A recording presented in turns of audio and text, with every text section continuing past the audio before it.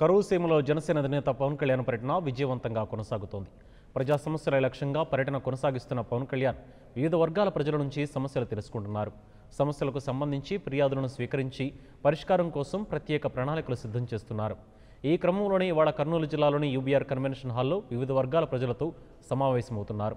నిన్న విద్యార్థులు, రైతన్నలతో భేటీ అయిన జనసేనాని వారి సమస్యలు అడిగి తెలుసుకున్నారు.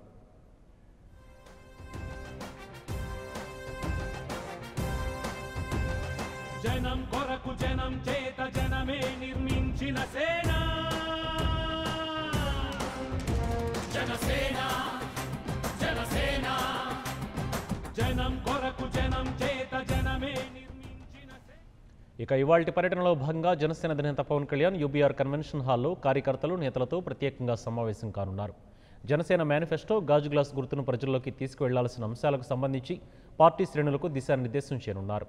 అనంతరం సాయంత్రం 3 గంటలకు ఆళ్లగడ్డలో జరిగే జనసేన బహిరంగ సభలో పాల్గొని ప్రసంగించనున్నారు జనసేనాని.